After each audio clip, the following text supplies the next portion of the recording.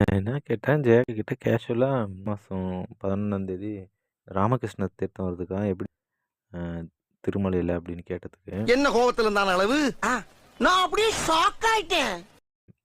ஆமாடா இங்க சுகர் இருக்கான்னு கேட்பீங்க, பிபி இருக்கான்னு கேட்பீங்க, ஆதார் கார்டு 50 வயசு இருக்கான்னு பார்ப்பீங்க.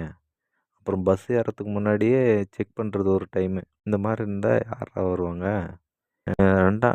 2ஆம் மாதம் 11ஆந்தேதி தைப்பூசம். அது நம்ம ஊர்லேயே பெரிய விசேஷம் நடக்குது.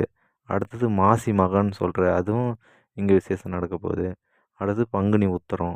3மே முக்கியமான நாள் தான். அதில் என்ன இருக்குது, நான் இங்கேயே ராமமலையிலேயே கும்பிட்டுக்கிறேன். எங்கள் கோயிலே விசேஷம் நடக்கும், நான் இங்கேயே கும்பிட்டுக்கிறேன். இந்த மாதிரி திரும்பி வர்றதுக்கு நான் இங்கேருந்தே காட்ட சொல்கிறாங்க. அப்புறம் அது இல்லாமல் பிஎம்ஐ நல்லா இருக்கிற செக் பண்ணுற மாதிரி குண்டாக இருக்காங்களா, ஒல்லியாக இருக்காங்களா, இவங்களால நடக்க முடியுமா அப்படின்ட்டு எல்லாமே முடிவு பண்ணிட்டு தான் பஸ். அது எதுக்கு அங்கே போயிட்டு இது நீ என்னடா பண்ண போகிற அப்படின்னு என்ன கேட்டாங்க. யூடியூப்பில் பார்த்துட்டு நீ பாட்ட கிளம்பி போயிடாதடா, உன்னால் முடியும்னு நினச்சா போ, எக்ஸைட்மெண்ட்டில் கிளம்பிடாத, அதில் நடக்க முடியுமான்னு பார்த்துக்க. ஏன்னா உனக்கு சுகர் இருக்குது, பிபி இருக்குது, கொலஸ்ட்ரால் இருக்குது, பார்த்தா ரிஜெக்ட் பண்ணிடுவாங்க, அதே விஷயம். இருந்தாலும் காசு செலவு பண்ணி போகாத அப்படின்ட்டு நீங்கள் சொல்கிற மாதிரி இந்த மாதிரி ஆலோசனை பண்ணிட்டு தான் போகணும் போல இருக்குது. அமுச்சு விட்டாங்கன்னா போட்டுமா அப்படின்னு கேட்டேன். 100% நீ ஒன்று பார்த்தோன்னே அனுப்பமாட்டாங்கன்னு தெரியும், ஏன்னா அவங்க அப்படி செக் பண்ணிட்டு தான் விட்டுறாங்க. சரி நீ போயிட்டு வா, இவெல்லாம் தரிசனத்துக்காவது போயிட்டு வா அப்படின்னு. இப்போ எங்கள் மலையில் ஏற முடியுமான்னு, உனக்கு சுகர் இருக்கா, பிபி இருக்கான்னு கேட்க மாட்டாங்க, ஆதார் கார்டு கேட்க மாட்டாங்க. மலையில் போனோம்னா 1 மணி நேரம்னாலும் தரிசனம் பார்க்கலாம். இங்கேயே நின்றுருக்காரு, அதில் என்ன சாதனை, போயிட்டு வா அப்படின்னாங்க. சரிக்கா, நான் லிஃப்ட் எதாவது வச்சுருந்தாங்கன்னா போகலான்னு இருக்குங்க. லிஃப்ட் எப்படின்னா, ராமகிருஷ்ண தீர்த்தன்றது இது எந்த ரெஃபரன்ஸ் இருந்து எடுக்கிறேன் அப்படின்னா, கேலண்டர் வந்து போட்டிருக்காங்க அந்த 12 ஷீட் கேலண்டரில். ராமகிருஷ்ண தீர்த்தம் 12ஆந்தேதி நடக்குது. அது மார்ச் மாதம் குமாரதார தீர்த்தம்.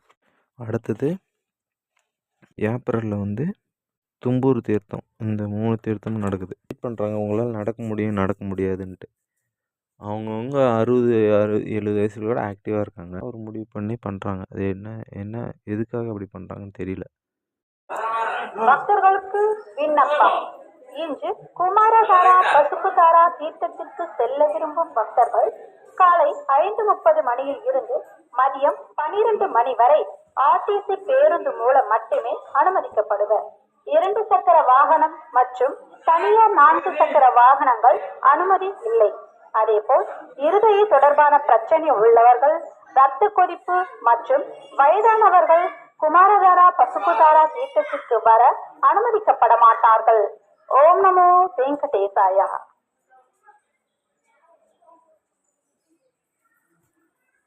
ఓం నమో వెంకటేశాయ. భక్తులకు విజ్ఞప్తి. ఈరోజు కుమారధార పసుపుధార తీర్థమునకు వెళ్లగోరు భక్తులను ఉదయం 5:30 నుంచి మధ్యాహ్నం 12 గంటల వరకు ఆర్టీసీ బస్సుల ద్వారా మాత్రమే అనుమతించబడదు. ద్విచక్ర వాహనములు మరియు ప్రైవేట్ 4 వీలర్స్ ను అనుమతించబడదు. అదే విధంగా గుండె సంబంధిత వ్యాధితో బాధపడేవారిని, హై బీపీ ఉన్నవారిని మరియు వయోవృద్ధులను కుమారధార పసుపుధార తీర్థమునకు అనుమతించబడదు. ఓం నమో వెంకటేశాయ. ఓం నమో వెంకటేశాయ. భక్తులకు విజ్ఞప్తి. ఈరోజు రామకృష్ణ తీర్థము కారణముగా ఆకాశగంగా పాప వినాశనం వెళ్ళు భక్తులను 4 వీలర్స్ మరియు 2 వీలర్స్ను అనుమతించబడదు. ఆర్టీసీ బస్సుల నందు మాత్రమే వెళ్ళవలసినదిగా కోరుచున్నాము. ஓம் நமோ வெங்கடேசாய. பக்தர்களுக்கு அறிவிப்பு. இன்று ராமகிருஷ்ண தீர்த்தம் செல்லும் பக்தர்கள் காலை 5:30 மணி முதல் மதியம் 12 மணி வரை அனுமதிக்கப்படும். பக்தர்கள் இருதய நோய் உள்ளவர்கள் மற்றும் ஹைபிபி உள்ளவர்கள், சுகர் பேஷண்ட்களை அனுமதிக்கப்பட மாட்டாது. ஆகையால் பக்தர்கள் இந்த விஷயத்தை கவனித்து திருமலை திருப்பதி தேவஸ்தான ஊழியர்களுக்கு ஒத்துழைக்கும்படி கேட்டுக்கொள்கிறோம்.